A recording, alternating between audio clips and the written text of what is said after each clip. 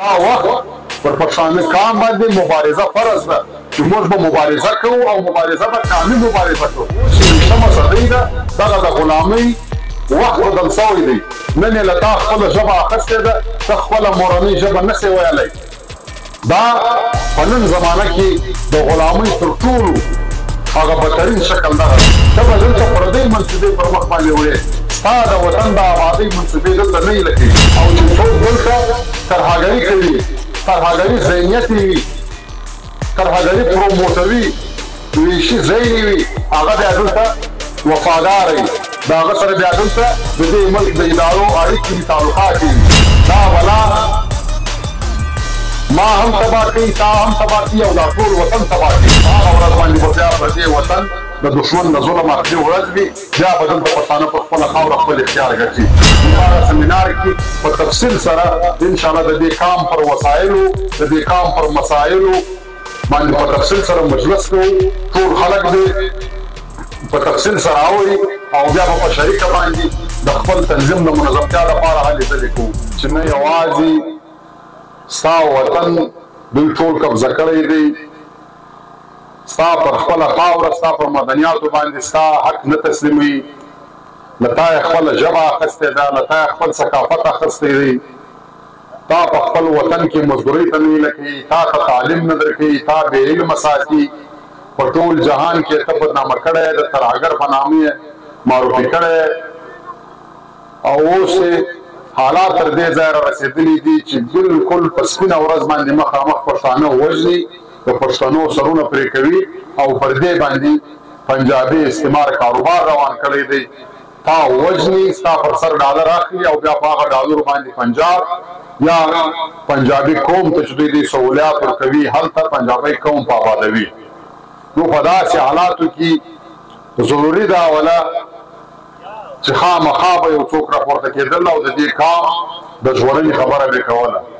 نو بیا د ملي مشر منظور احمد پښتون په سربراهۍ کې پښتون ژغورنې غورځنګ په وجود کې راغلی چې شاوخوا په نړۍ کې او دلته په پښتونخوا وطن کې یا په لوی کور افغانستان کې چې چیرې هم پښتانه اوسېدل هغو په یوه شکل یا په بل شکل د دې تحریک ملاتړ وکړي او د مشر سره دا سوګند وکړي چې موږ به در سره یو.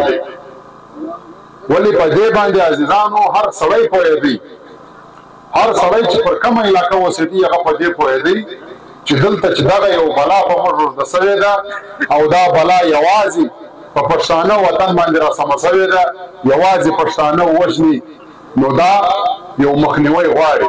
نو د دغه بلا د مخنیوي دپاره دغه تحریک خپلې هلې ځلې روانې کړي دي. دلته عزیزانو زموږ کام په دې شي باندې تر اوسه پورې سر نه دی خلاص کړی چې موږ د غلامۍ ژوند کوو.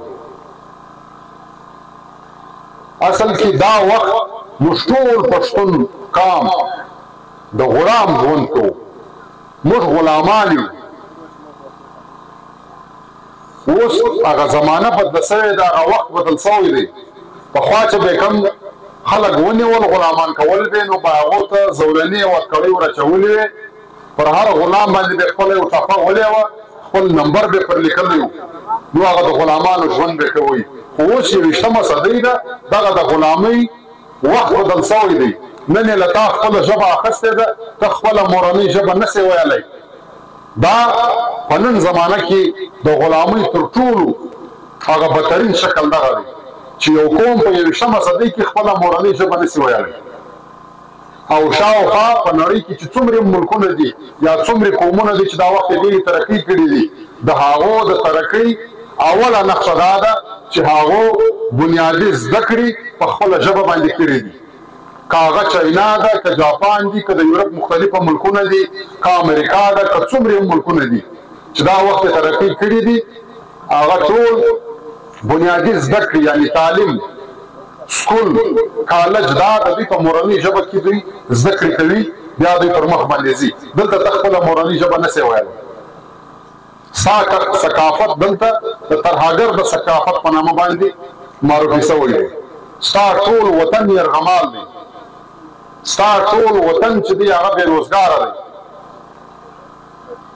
ته دلته پر خپله خاوره باندې د خپلې مرضۍ مطابق یو پروګرام هم نسې کولی. ته به دلته پردۍ منصوبې پر مخ باندې وړې، ستا د وطن د آبادۍ منصوبې دلته نه لکوي چې په کومه خبره په کوم پروګرام باندې ستا کام آبادېږي، ستا د کام فایده وي، ستا د وطن فایده وي، ستا وطن په آبادېږي، پر هغه باندې دلته پابندي ده چې څوک دلته د خپل وطن خبره کوي، د ترهګرۍ مخالفت کوي، د امن خبره کوي، هغه دلته غدار دي. هغه باندې دلته اف آی آرونه مقدمات جوړېږي، هغه په زندان کې اچي. او چې څوک دلته ترهګري کوي، ترهګري ذهنیت وي، ترهګري پروموټوي، ویشي ځای وي، هغه بیا دلته وفادار وي، د هغه سره بیا دلته د دې ملک د ادارو اړیکې وي، تعلقات وي. نو په داسې وختو کې عزیزانو مبارزه چې ده هغه بیا فرض کېږي چې ته به خامخا مبارزه کوې. چې کله ستا وطن ونیول سي، ستا ولس خوار سي، ته د غلامۍ ژوند ته مجبوره سي، نو بیا به ته مبارزه کوې، یوازې په مبارزه ته ځان خلاصولی سي.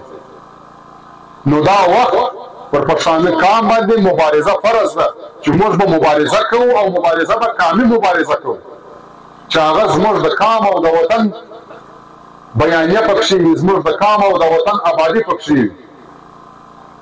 نو موږ چې دغه نن راغلی یو دلته اجرم ته، زموږ پیغام هم دا دی چې موږ دلته د دغه خپلو پښتنو ځوانانو سره دا مجلس شریک وو چې عزیزه زما او ستا په وطن باندې یو بلا راګډه سوې ده.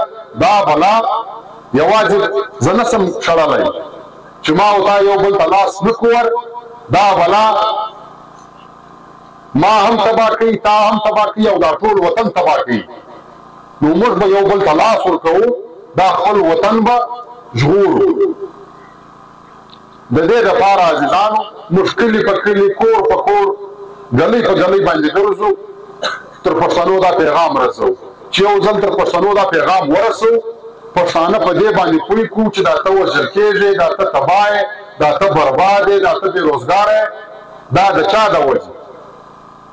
پښتانه په دې باندې پوه کړو، نو بیا په دویم پړاو کې به موږ پښتانه سره منظمه کوو، یو منظمه تنظیم به جوړوو.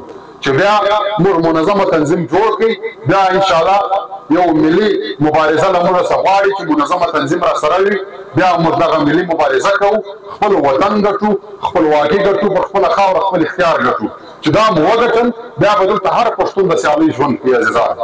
نو د دغه دپاره موږ ګرځو، تاسو ته هم راغلي یو، مجلسونه بیخي ډېر دي، په تفصیل سره مو کول، خو چونکې تاسو د ډېره وخته څخه دلته راغلي یاست، ډېر زیات یخ دی، هغه مناسبه نه ده چې موږ دلته خپل مجلس اوږد کړو یا یې په تفصیل وکړو. که وخت ولو اجمل خان چې دی کرداره دی، بل سمینار به را جوړوي، بیا به په هغه سمینار کې په تفصیل سره انشاءالله د دې کام پر وسایلو، د دې کام پر مسایلو باندې په تفصیل سره مجلس کوو. ټول خلک دی په تفصیل سره اوري او بیا به په شریکه باندې د خپل تنظیم د منظمتیا لپاره هلې ځلې کوو.